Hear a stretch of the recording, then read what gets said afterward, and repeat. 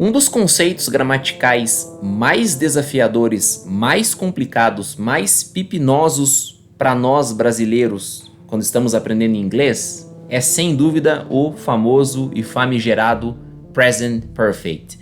Se você é um aluno que está no nível intermediário ou de repente até avançado, eu tenho certeza que muito provavelmente essa palavra te causou calafrios, né? Talvez por você ainda não entender direito e sentir que já devia ter entendido direito, assim, ter, né, manjado, estar manjando já desse tempo verbal, digamos assim, né? Ou porque você ralou e hoje você já entende, mas não é 100% ou qualquer coisa neste meio termo aí.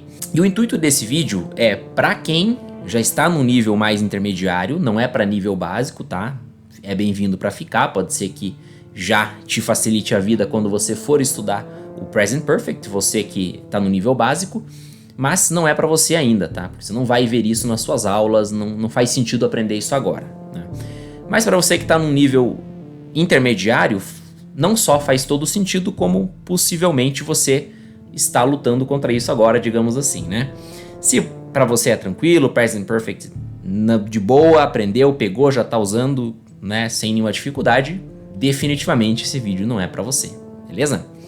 Bom, se você está aqui ainda, eu acredito que você se encaixa no perfil que eu citei antes, né? Algum deles ali, com exceção daqueles que não têm dificuldade com o Present Perfect. Então o objetivo desse vídeo eu quero até chamá-lo, vamos ver se eu vou ter sucesso até o final aqui, de Present Perfect para qualquer um entender, né? Para qualquer pessoa entender, claro, qualquer um que esteja aí já com um período aí de estudo do inglês, né? De preferência nível intermediário, né? Talvez um pouco menos, talvez até mais, mas preferencialmente nível intermediário. O que a gente tem que ter em mente quando a gente fala de Present Perfect? A gente brasileiro, né, ou falantes de português, o que nós precisamos ter em mente? Que a gente vai trabalhar com dois pontos, duas coisas cruciais e fundamentais.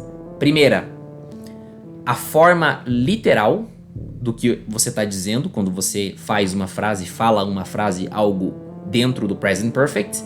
E o segundo é o significado, né, que eu vou chamar mais pra frente de significado real. Memoriza isso, segura esses dois pontos que, como eu falei e repito, eles são cruciais. Forma literal, tradução ao pé da letra no caso, né? E o significado real da frase. Bom, isso posto, vamos para a fórmula, né? O que é a fórmula? A fórmula é a regrinha que não tem, que é inegociável, que você vai usar para formar uma frase no Present Perfect. Ou até para o lado passivo da coisa, é a forma de você poder identificar, olha, essa frase está no Present Perfect, né?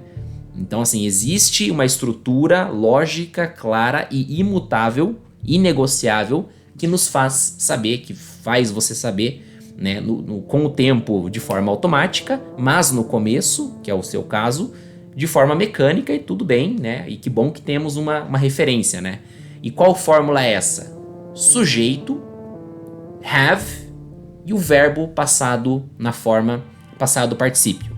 Qual é a forma passado particípio? Volta lá na aula de verbos irregulares, olha a tabelinha, né? Eu chamo de terceira coluna. Isso é o passado particípio. Aí um ponto de atenção é essa fórmula. Se a gente está falando se a frase, né, no Present Perfect está montada começando com he, she, it ou algo que valha, o have vai ser trocado pelo has, tá bom? Isso é muito importante. Não é fundamental para você, de repente, se comunicar, né? Se você não, de repente, cometer esse erro, não é um erro grave, tá? Fica tranquilo, mas é importante, é legal já ter isso em mente. Se for terceira pessoa do singular, ele, ela, o have vira has. Então vamos ver exemplos aqui de frases no Present Perfect. O mais simples possível, as mais simples possível. I have done. He has done. They have done. Kevin has done. Note que eu coloquei de propósito aqui uma frase com um nome e não com um pronome, né? As três primeiras estão com pronomes, né? Pronomes I, he e they. E a terceira está com um nome próprio, Kevin. E por que Kevin é has, caso não tenha ficado claro? Porque qual é o pronome de Kevin? ele, né?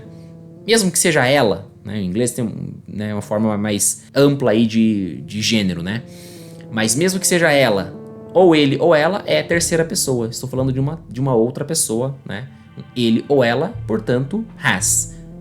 He has, Kevin has. Né? Se o pronome de Kevin é he, então, né? De qualquer forma, Kevin vai ser has. Beleza? Agora vamos entender esse ponto que eu coloquei ali entre a diferença de tradução ao pé da letra versus o significado real. Eu sei que isso é um pouco confuso, mas entenda uma coisa, a gente não está falando de um conceito gramatical que existe na nossa língua. Portanto, como eu sempre digo aqui nos vídeos, né, este conceito vai ser alienígena para o nosso cérebro. Não tem outra forma de... Até tem, mas para mim não tem forma melhor de exemplificar, de explicar isso. Tá? Então, se acostuma com a dificuldade, né, e relaxa para que não fique mais difícil do que realmente é. Esse é o propósito desse vídeo, afinal de contas, né? Então peguemos aqui a frase I have done. Clássico e de forma inquestionável, uma frase no present perfect. Então, o que a gente está dizendo ao pé da letra? Eu, have, tenho, done, feito. Eu tenho feito. Então, essa é a tradução ao pé da letra. Esse é o significado ao pé da letra da frase. O que essa frase realmente significa em inglês? Eu fiz. Então, essa é a diferença entre a tradução ao pé da letra e o significado, né, real da frase. Por que eu coloco aqui as duas?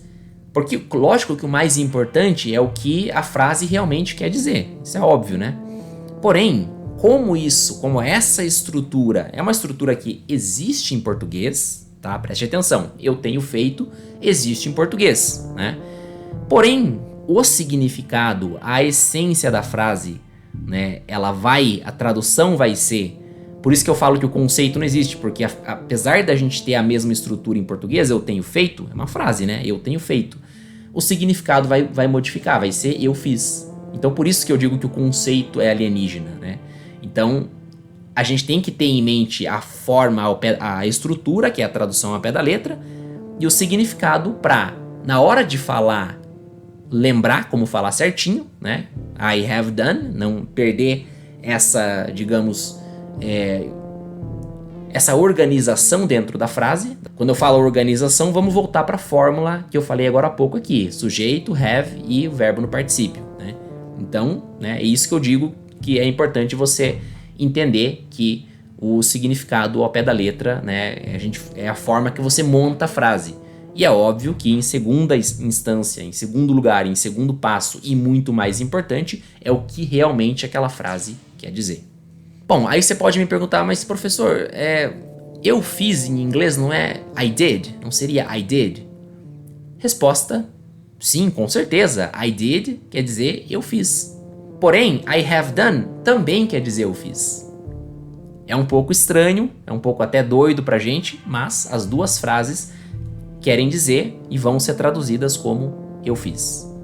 Aí, logicamente, você pode me perguntar e vai me perguntar, mas qual é a diferença entre as duas frases? Ou melhor dizendo, existe diferença entre as duas frases? Minha resposta é claro que sim.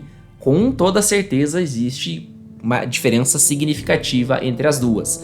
É claro que é uma diferença não de tradução, e sim de essência entre as duas. Né? Há frases em que você vai precisar usar uma, né? O I did, por exemplo, e haverá frases e situações que você vai precisar usar o I have done, ou seja, o present perfect, ok?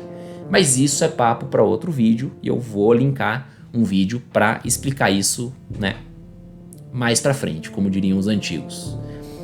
That's all for this video. Thank you very much. Bye.